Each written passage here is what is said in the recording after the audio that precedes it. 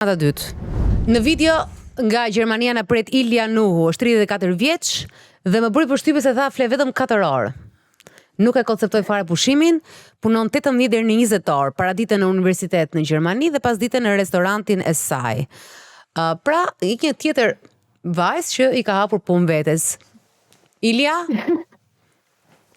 Përshëndetje Dalina. Përshëndetje. Më në fund të pash njerë si portret se e di që më ndjek dhe kam fiksuar edhe emrin tënd dhe nga i këngëtare Rea Nuhu. E ke gjë Rean?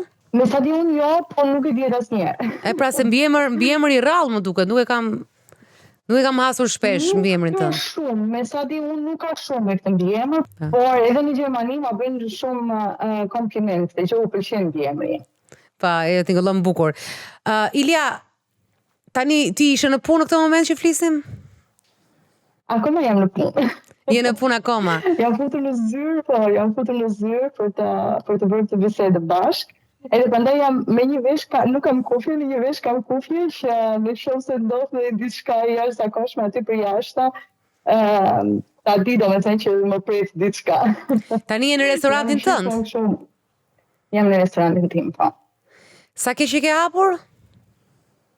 Në korike kam hapur, në 13 korike kam hapur. Super, edhe e drejton vetë, nuk gatuan, ti e menaxhon? Jo, nuk gatuaj, nuk di të gatuaj. Madje shumë Gjerman bëjnë shaka me mua tek universiteti, se më thonë që patjetër që ty të duhet një restorant se ti nuk di të gatuash, kështu që do gjellesh e pangren, kështu që është ideja geniale që ke pasur. Në universitet je mësim?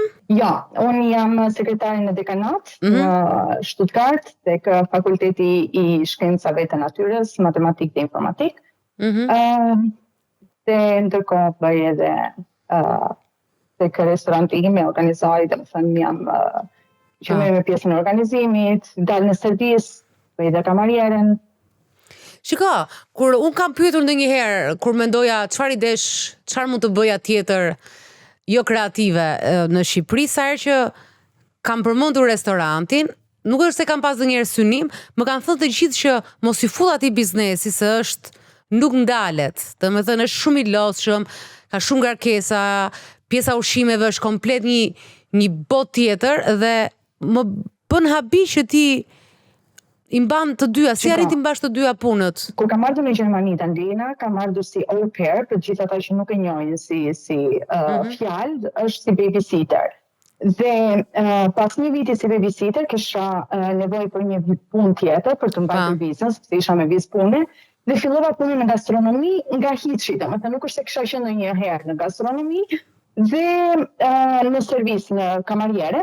Dhe ishte kontakti im i parë me restorantin, po më ka pëlqyer jashtëzakonisht shumë. E kam bërë për 8 vjet, kam punuar për të tjerë në restorante të ndryshme. E kam dashuruar, unë më pëlqen puna me njerëzit dhe është një punë jashtëzakonisht shumë e bukur. Është shumë e lodhshme, patjetër, duhet të kesh shumë durim, duhet të kesh shumë nerva, sepse jo çdo klient është i lehtë për të menaxhuar, por edhe për të shërbyer, por unë nuk e di, kam pasur një dashuri të jashtëzakonshme për gastronominë në përgjithësi. Po pse e mban punën e parë? Pyetje. Pse të duhet ajo puna në universitet? Ma bëjnë dhe njerëz të tjerë të pyetje dhe mendojnë që e mbaj për pjesën ekonomike. Nuk është se më duhet për këtë. Problemi është se e kisha punuar në gastronomi, si të thash që kam punoj që për 8 vitesh në gastronomi, dhe nuk ndihesha e plotësuar, më mungonte diçka, sepse unë kam studiuar në Shqipëri dhe doja që kam studiuar diçka dhe tani thjesht punoj në gastronomi. Edhe kjo ishte ajo shtysa për të gjetur një punë tjetër. Dhe pata një mundësi shumë të mirë për të filluar punë në fakultet në Stuttgart, si sekretare në dekanat, dhe thash në rregull, pse jo. Pastaj, pasi fillova punën aty, 2 muajt e parë, kam punuar vetëm në Stuttgart, si sekretare, aty ku dhe punoj akoma, më mungonte gastronomia, më mungonte jashtëzakonisht shumë, më mungonte kjo pjesa tjetër pastaj, që nuk e kisha më, dhe ashtu vendosa që në rregull, fola me pronarët ku punoja më përpara, dhe i pyeta nëse ishte mundur që të bëja edhe punën atje. Ma dhanë këtë të drejtën, edhe pse më thanë që ok, nuk do ta bësh për shumë gjatë, sepse është shumë e lodhshme ti bësh të dyja njëkohësisht, por je gjithmonë e pritur, mund ta bësh, mund të lësh punën kur të duash, mund ta marrësh kur të duash, domethënë çdo gjë e vendos ti ashtu siç të bëhet më mirë ty. Dhe kështu pastaj i fillova të bëja të dyja paralelisht dhe më plotësojnë. Po tani ti, të paktën nga çfarë ke folur me Elonën, thua që do nisësh dhe një shkollë për menaxhim universitar. Po fal, po shkollën ku do? Universitar dhe ku do e bësh shkollën? Në çfarë orari? Shiko, Ardalina, unë këtë vit që 2 javë para se të hapja restorantin, kam dorëzuar temën e masterit, sepse kam mbaruar dhe një master për gjuhë gjermane, për mësuese të gjuhës gjermane në Universitetin e Stuttgartit. Dhe kështu që i bëja njëkohësisht. Unë punën nga shtëpia, domethënë punën në Stuttgart flas, nga shtëpia e kam larg. Domethënë është me tren diku tek 1 orë e gjysmë. Dhe unë këtë pjesën e tren e përdor e madhe. Dhe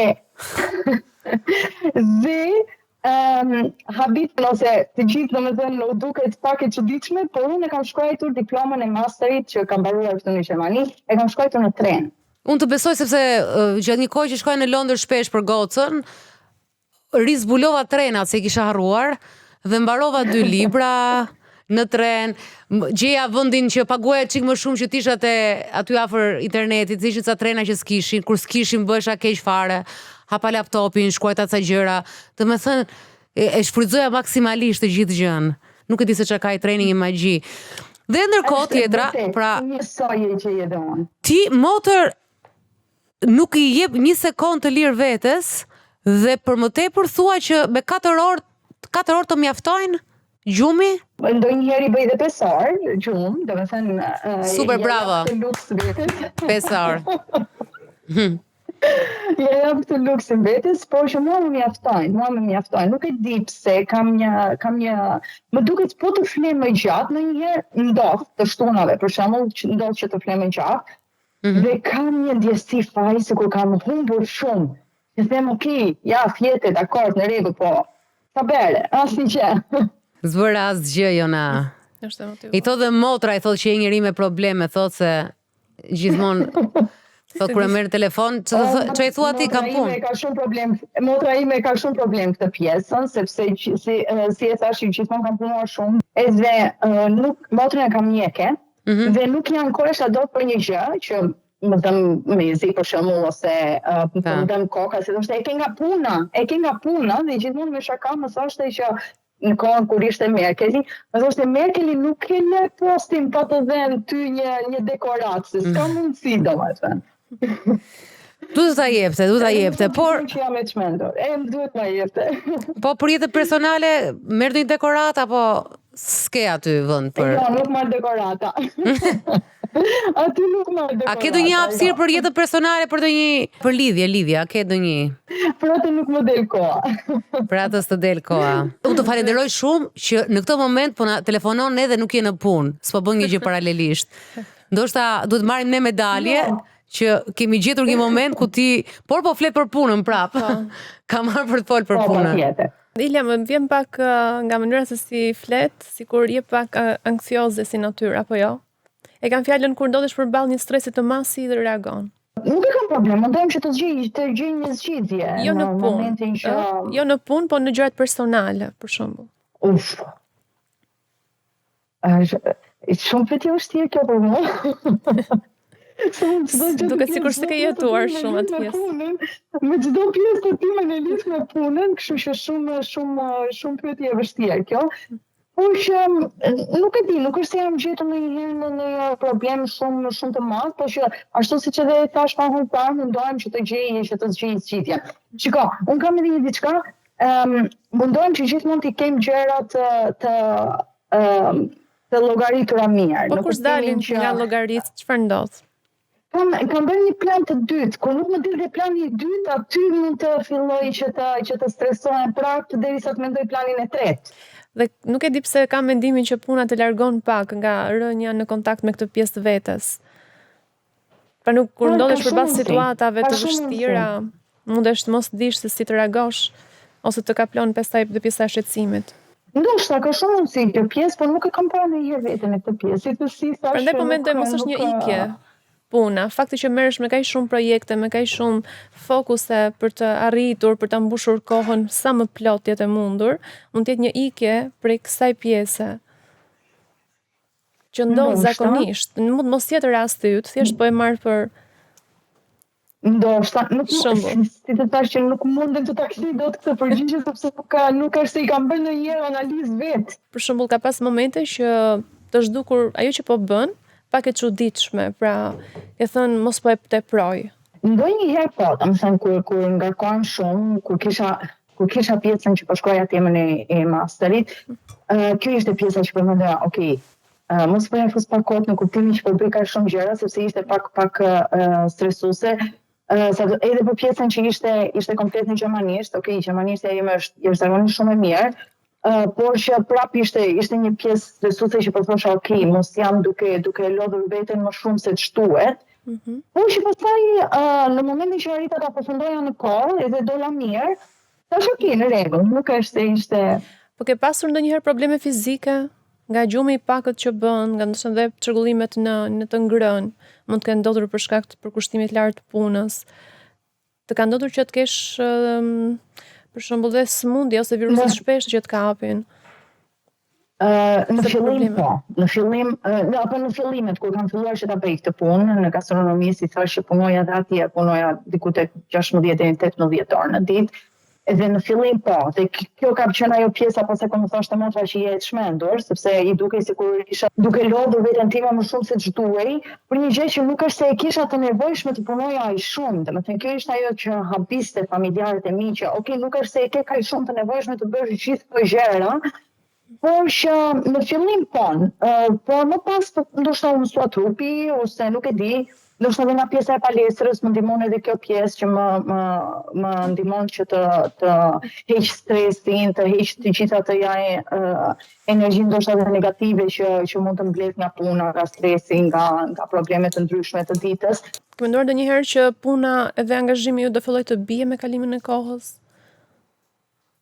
Po, këtë e kam menduar, domethënë që do vi një ditë që do bjeri, kjo është pa diskutueshme, domethënë se. Ke ndërtuar një plan? Jam 34, por që prap, shiko, gjithmonë ashtu si thash që më mendohem që të kem gjërat nën kontroll dhe të kem një plan për veten time për atë që bëj, dhe patjetër që mendoj në momentin që unë do krijoj familje dhe do kem një fëmijë, patjetër që do ketë edhe pjesën më të madhe të kohës time, nuk do ta ketë më puna, por do ta ketë fëmia, të paktën për pjesën e parë të jetës, për ato 2-3 vitet e para të jetës. Kështu që kjo është edhe arsyeja pse unë mundohem që disa gjëra të vendos në vit deri tani, që në momentin që do vi ajo ditë që do krijoj familjen dhe do kem fëmijën tim, okay, mund të bëj një step pas dhimbje koke, në kuptimin që e di që okay, puna ato që kam pasur, edhe për arritje të mia personale, që kam pasur i kam bërë, kështu që nuk është se më kanë ngelur ndonjë gjë mangut apo një gjë që okay, ta kisha bërë dhe këtë apo atë. Kështu që të jem e aftë që ti përshtatem edhe që ti përkushtohem familjes. Edhe një pyetje kam, je kënaqur me rezultatet që ke marrë deri më tani? Apo ke akoma pritshmëri ndaj vetes? Pritshmëri kam akoma. Kjo është edhe arsyeja pse jam regjistruar në një master tjetër. Pritshmëri kam akoma patjetër. Puna në fakultet më pëlqen jashtëzakonisht shumë, puna që bëj aty tek fakulteti i matematikës e informatikës. Edhe kjo ishte edhe arsyeja pse kam zgjedhur masterin MBA, Master Business Administration, për administrim universitar edhe shkencor, sepse e shikoj veten time, patjetër që të vazhdoj punën në universitet, por ndoshta në një pozicion tjetër.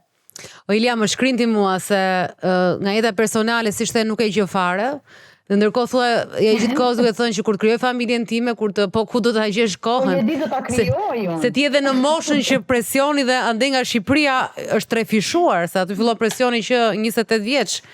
Po, që po edhe në Gjermani ka kam gjithë E kam gjithmonë këtë presionin, edhe në Gjermani kam. Edhe në Gjermani ka presionet të tilla. Po, patjetër, gjithandaj. Ti ke plan masterin dhe po e gjen kohën. Tani pjesa e familjes nuk bëhet në tren. Mund të bëhet pjesa e familjes. Ka ndodhur, ka historira, treni Orient Express e kështu ka ndodhur, historira që familja krijohet dhe në tren, por kryesisht nuk krijohet në tren. Pra do kohën e vet. Dhe unë mendoj që të thua që kur të vi koha është tjetër gjë, ta duash është tjetër gjë. Dhe ti absolutisht në asnjë moment nuk më duket sikur e ke planin A këtë gjë për momentin, sepse e ngarkon kohën gjithkohës. Shiko, jo, për momentin jo, me thënë të drejtën. Për momentin nuk po të them unë bëti kur të duash, po them. Jo, ti faleminderit që ma thua, në fakt më thon gjithë këtë pjesën që kur do kemi ndonjë gjë të re, por që shiko, plani nëse mundem të ashtu janë si gjithmonë me plani 5 vjeçare. Dhe deri më tani shqyr Zotit, planet mi janë realizuar ashtu siç unë i kam planifikuar. Më fal, britsjapje ti? Në ndonjë situatë vështirë. Jo, unë jam dem, jam kaq punëtore. Pa. Edhe prandaj ke hap restorant, nuk ka mundësi. Astrologët, demi dhe ushqimi. Nuk e di pse, nuk njoh një dem që nuk ka një restorant apo nuk ka ose gatuan.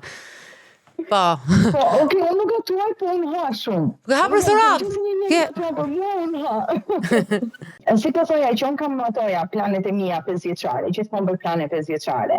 Dhe kjo ishte tek planet e 5 vjeçarit të dytë hapja e restorantet. E hapa më përpara se sa e kisha menduar, ashtu më erdhën mundësit më përpara se sa unë e kisha planifikuar, kështu që plani im është që ta ngri restorantin, punën në restorant, ta ngri vitin e parë në një pozicion të tillë që puna të eci edhe pa qenë unë aty.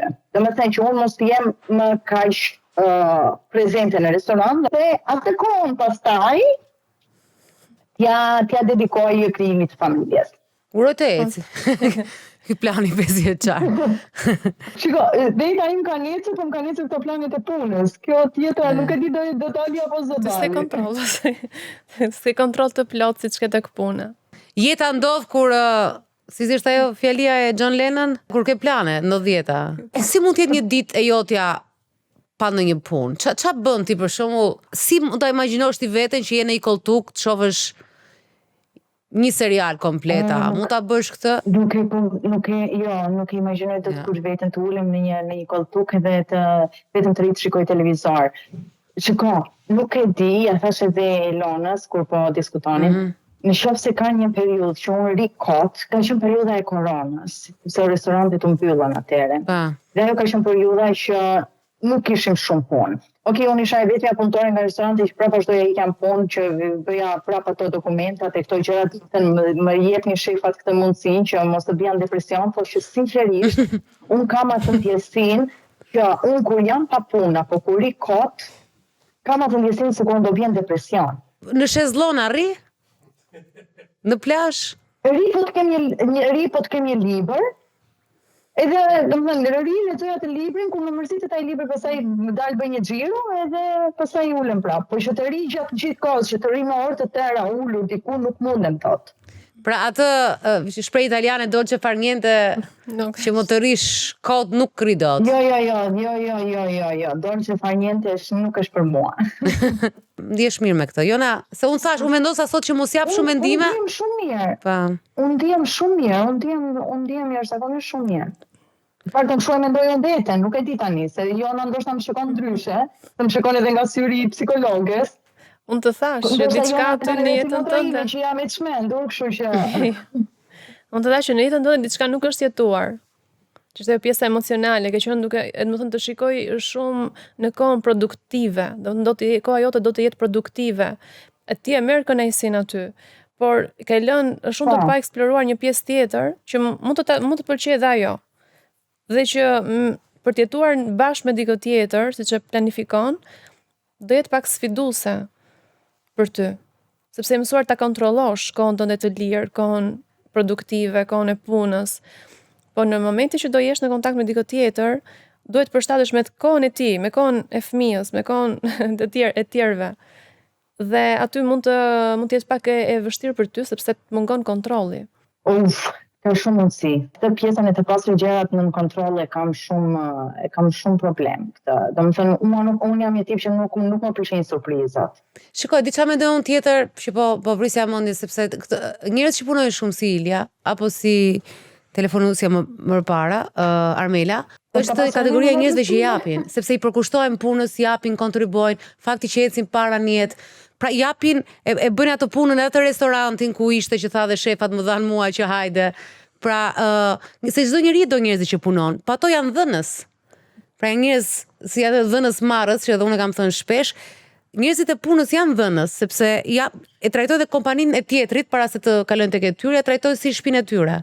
Kështu që unë mendoj që është pak e vështirë edhe në marrëdhënie sepse dhënësit shumë delikate se këgjen, se ndërkohë që ti je në punë, është ajo pjesa që thash unë, që shpesh i mbyt gjërat me punë, e thua e kam kontroll dhe nuk i shef të tëra kualitetet ose nuk e ka të përqendrohesh që kush është njeriu realisht që si ta ngrënë familjen bashkë.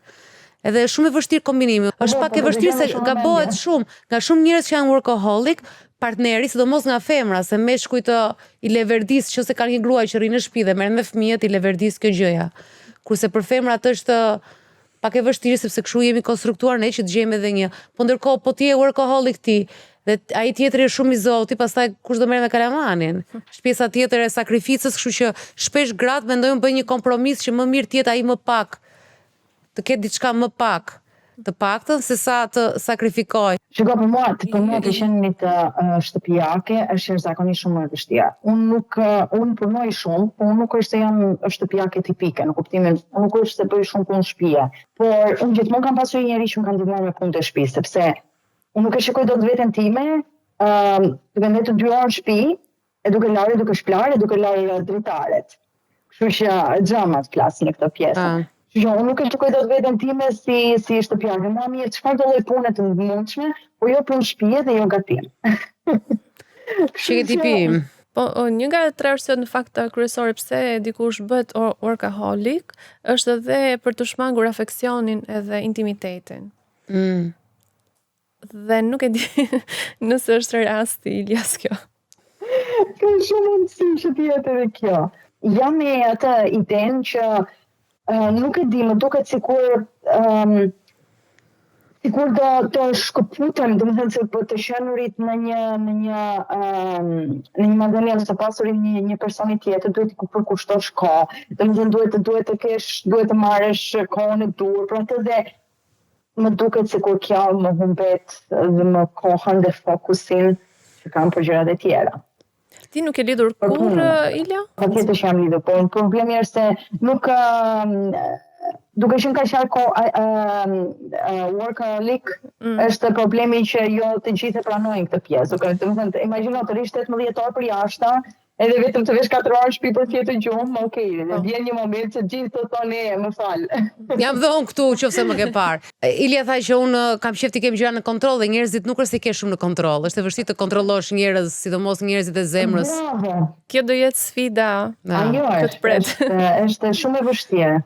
Edhe ndonjëherë njerëzit që punojnë, gratë që punojnë mendojnë që pse mund të mërzitet partneri me ty kur ti realisht je duke punuar, duke kontribuar, je gozë e shkallët, e zgjuar e kështu dhe bën edhe të thua si ka mundësi që unë i kam të gjitha, kupton se ti s'po bën asnjë gjë. Moj bravo. Domethënë, pse ai ka problem punën time, unë s'po dal natë, nuk po pi, nuk po dal me shkuj tjerë, nuk kam këto tentativa ose do vishem kështu apo do bëj këtë në Instagram, por s'është tamam ashtu. Edhe mendon që pse s'më duat mua dhe kjo është shumë e vërtetë. Pa. Domethënë, nuk e di, me mendoj që gocat që punojnë kaq shumë, ato janë me të idenë, edhe unë jam një nga ato. Pa. Që sa do më shumë ky partneri im. Tamam. Dhe ç'a duan? Shoqërisht kjo llojvarësia është një nga ato që gjykohet më pak. Sepse punëtor ne vlerësojmë. Po, bravo, gocë punëtore.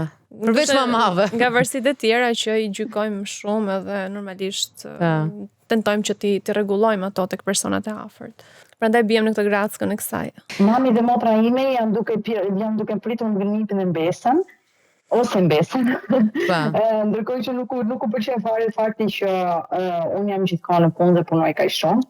I vetmi që ndihet shumë krenar është babi. Edhe babi im është një njerëz që ka punuar nga i jashtëzakonisht shumë. Tani ka dalë në pension, domethënë ne kemi nxjerrë motra dhe unë në pension me zor, sepse nuk donte as ai. Por që babi ka punuar jashtëzakonisht shumë. Edhe ai punonte nga 15-16 orë në ditë, kështu që punonte jashtëzakonisht shumë. Edhe ai ndihet krenar që kështu të babit kjo, i kanë gjarë babit.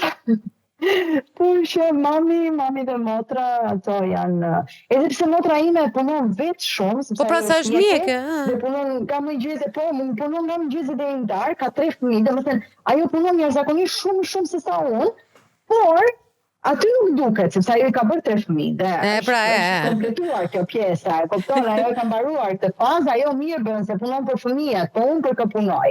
Bëj dhe një për mua, thuaj motrë, se...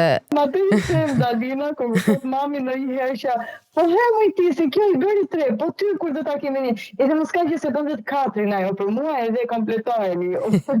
Nuk e di çfarë këshille mund të kesh, Jona. Unë thash, unë sot do ja pas lloj mendimi, sepse unë jam njësoj si ju, kështu që jam brenda sëmundjes. Dhe i smuri nuk mund të këshilloj të sëmurin, që e them me humor, kështu që s'di çfarë të them për këtë dhe ja kam lënë Jonës më shumë këtë pjesën e analizës. E vetmja gjë që unë do të këshilloj aty në të ardhmen, do ta dish që 4 orë gjumë nuk do krenohesh mbas moshës 40 vjeç, nuk do t'ja dalësh dot. Kështu që nëse ti ja del tani, vazhdo dilja, por mbas 40-tave ke vetëm pak vite kohë. Nuk ja del më me 4 orë. Është për të ruajtur shpërblimit të trurit që t'i jep tani, që ke mundësi akoma e merr në këtë fluks, pra ti ndjen një kënaqësi të jashtëzakonshme kur përmbush një detyrë, kur arrin atë rezultatin e kërkuar, por dije se ky shpërblim mund të bëhet aq i tepërt sa të kërkoj më shumë detyra se sa ti mundesh. Dhe kjo do të thotë më shumë dëm për trupin, sepse trupi jo do vi dhe do punoj gjithmonë më tepër, atë që po thonë Dalina, pra me gjumin, me ushqimin, me dhimbjet e trupit që shtohen me kalimin e kohës, por më shumë se këto, është ajo pjesa e jetës tënde që ka ngelur, siç e them unë, e pa parë, për faktin sepse ke qëndruar shumë në këtë botën e punës. Dhe ndoshta një përballje në vijim mund të bëjë që të ndihesh në një shok, që si ta menaxhoj unë tani këtë që pas ka qenë aty edhe do ndihet si një surprizë, atë që ti nuk e dëshiron. Me pak fjalë do me thënë mos i hyj fare atë punë unë. Jemi se gocë zgjuar, do i bësh të gjitha, po ndoshta sa të ashtu. Ty bravo të qof një herë që ke hapur një restorant në Gjermani, edhe që je në universitet, ke bërë masterin, janë të gjitha për të vlerësuar absolutisht. Se nuk është se po punon kot për një tjetër edhe pa bereqet. Domethënë e di që e ke të qartë se çfarë do të bësh dhe ku do shkosh. E para nuk ka plan lidhja. Unë mendoj që nuk ka asnjë plan. Te plani 5 vjeçar, pjesa e fëmijëve dhe lidhjes është absurde, se ekziston ajo gjëja. Kështu që ti gjithmonë as mos e dëshiro, as mos e shty. Më kupton? Lëre të rrjedh, ka thënë dikush te Big Brother dikur. Kështu që lëre të rrjedh atë pjesën personale, sepse gjërat prap bëhen. Dhe po t'jap shembullin tim, njerëzit e punës dhe gratë e punës, edhe kur bëhen nëna, do ta gjejnë. Do ketë momente, asgjë nuk është balans, familja dhe karriera s'do balancohen kurrë, ka qenë gënjeshtra më e madhe në jetë. Nuk do balancohen, por mendoj që një grua e zgjuar e kupton kur ikën off balance shumë, atëre gjen kohën që ta çoj, ta gjej pak ekuilibrin dhe kjo është, kur i merresh me punë, kalamajt lihen pas dore, kur merresh shumë me kalamajt ikën puna, po kjo është një gjë që njerëzve të punës u pëlqen. Është sfida e lezetshme që do rinë gjithkohës në këtë ankth. Kështu që atë lëre të rrjedhë e dyta bë pilates. Meqense ke dhimbje, do të sugjeroj pilatesin, është shumë i mirë. Po, ma kanë sugjeruar edhe të tjerë, edhe e kam në planet e dhjetorit që planet e dhjetorit që të bëj pilates. Dhe po, dua që ta filloj në dhjetor, dhe do e bëj pilates në pushimin e drekës që kam tek universiteti, kam gjetur një studio aty në Stuttgart. Kështu që pushimin e drekës ta shfrytëzoj për të bërë pilates. Super. Ka dhe i pushimin e drekës e shfrytëzoj. Tash i mbyllet gjitha. Unë mendoj që ta rikonsiderosh 4 orë gjumë, se ndoshta 2 orë dhe mund të të dalin me këtë llogaritje që bën. Edhe 2 orë mund të dalin. Të falenderoj shumë, Ilja. Falenderoj shumë. Falenderoj dhe unë shumë faleminderit. E di qa është një gjë që më bën krenare për të gjithë njerëzit që punojnë, sepse Ilja shumë aktive në Instagram dhe kur e mendon se sa pa koka, edhe gjithmonë keq kuptohet kjo pjesa e Instagramit, që si mundesh ti të shohësh dhe mua pyesi gjithmonë si e di këtë, do të thënë këtyre të rinjve, unë e di këtë lajm, si se dini, sepse është mënyra se si funksionon truri, që e bën paralelisht dhe ti nuk e di, unë nuk di 80% e gjërave që shoh, nuk e mbaj mend çka kam parë. Po ato që shoh që fiksohem dhe kryesisht janë gjëra që kanë lidhje me punën. Pra nëse është diçka personale që mos më the, unë nuk e mbaj mend fare zero. Madje sot po flisim për i thashë them që tha njëra po ti si se di. Doja ti thoja që se s'është interesin tim, sepse nuk e përdor dot. A e përdorun këto, a mund ta nxjerr jo shumë sekret. Po çdo gjë tjetër futem edhe rrjetet sociale në fakt kanë krijuar një tjetër fenomen që quhet FOMO ose fear of missing out, që do thotë mos humbësh asgjë. Atje gjithkohës edhe në momentet e shkurtra të pushimit futesh aty, shikon diçka edhe ndihesh sikur ke zbuluar ato lajme që s'ke mundur të shikosh më përpara. Unë mendoj që më ka ndodhur gjithmonë që sa herë kam mbyllur Instagramin, njëherë ka ndodhur tërmeti, që doja të ikja nga Instagrami, njëherë ka ndodhur një skandal në një festival që u mora shumë atë. Domethënë sa herë që unë kam vendosur që unë nuk do merrem me Instagramin, gjithmonë ka ndodhur diçka, dhe ndoshta është kjo fear of missing out. Që ti jesh në lajm. Se mund të bëj, nuk e di, kur do vija e di që mos përfshihem. Është një punë edhe kjo.